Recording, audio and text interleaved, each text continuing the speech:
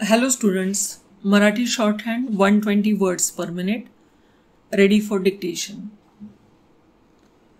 महाराष्ट्राच्या विकासाचा देशाच्या पातळीवर गौरवशाली उल्लेख अपरिहार्य आहे. महाराष्ट्रात झालेली शैक्षणिक व औद्योगिक गुंतवणूक ही इतर अनेक राज्यांच्या तुलनेत चांगली आहे. त्यामुळे भारतात महाराष्ट्राची प्रतिमा ही जगाच्या पाठीवर युरोपच्या प्रतिमेशी साधर्म्य राखते. याचा अर्थ महाराष्ट्रात सर्व काही आलबेल आहे असा नाही.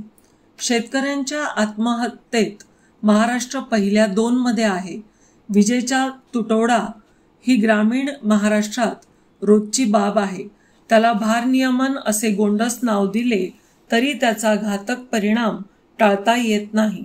रस्त्यांची वाईट अवस्था व त्यांच्या वापराकरिता मोजावा लागणारा रोल या बाबतीतही महाराष्ट्राचा क्रमांक बराच वरचा असावा.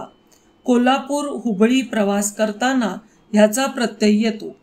पुणे कोल्हापूर या रस्त्यावर वाहनांची गर्दी, रस्त्यांची वाईट अवस्था व टोलचे अवाजवी दर यांचा सामना करावा लागतो. वाहने उभी करण्याची या पूर्ण प्रवासात कुठेही व्यवस्था नाही. त्यामुळे महामार्गावरच वाहने थांबल्याचे दिसते.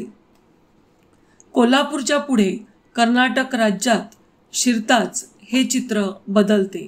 रस्त्याची स्थिती सुधारते. ठराविक अंतरावर महामार्गाच्या बाजूला वाहने थांबवण्यासाठी जागा व शौचालये दिसतात. बहुतेक महामार्ग गावाच्या बाहेरून काढले आहेत. ज्या ठिकाणी महामार्गावर छोट्या रस्त्यांचे क्रॉसिंग आहे तिथे योग्य प्रकारे खुणा व दिव्यांची व्यवस्था आहे. टोलचा दर मात्र निम्म्याने कमी होतो.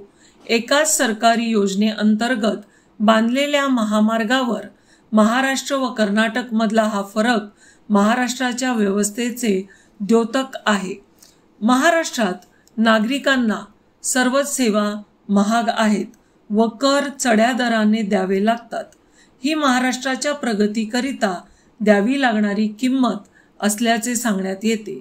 नागरी सोयी सुविधांचा तुटवडा नसावा व असलेल्या सुविधा गुणवत्तेत उजव्या असाव्यात ही रास्त अपेक्षा आहे. आपल्या राज्यात विजेचे दर हे भारतातील सर्व राज्यांपेक्षा चढेच आहेत. उद्योगाला जमीन उपलब्ध होताना अनेक अडचणींना सामोरे जावे लागते. रस्त्यांची अवस्था दयनीय आहे. शेती व उद्योगांना पाण्याची कमतरता भासते.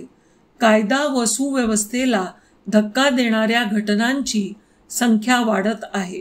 सहकारी क्षेत्रात विश्वास ठेवायला भीती वाटावी अशी अवस्था आहे. पटपडताळणीचे निकाल धक्कादायक आहेत. महाविद्यालयीन शिक्षणात व्यवसायाचा शिरकाव आहे. या सर्व समस्यांचे समाधान मात्र दृष्टीपथात नाही. समस्यांच्या मुळाशी जाऊन त्यावर उपाययोजना करण्याची निकड मात्र आहे. तात्पुरत्या योजनांची रेलचेल आहे. तात्पुरता उपाय हाच योग्य उपाय असल्याची खात्री बाळगणारे, त्यांना पुष्टी देणारे यांचा घातक मेळ हा स्थायी प्रगतीच्या मार्गातला मोठा अडथळा असतो. नुकतीच झालेली वीज दरवाढ ही उद्योगांच्या मुळावरच आघात करणारी आहे. सीमेलगत असणाऱ्या मध्य प्रदेश, कर्नाटक, गोवा व गुजरात यापेक्षा आपल्या राज्यात विजेचे दर 1 ते 2.5 रुपयापर्यंत जास्त आहेत. Thank you students.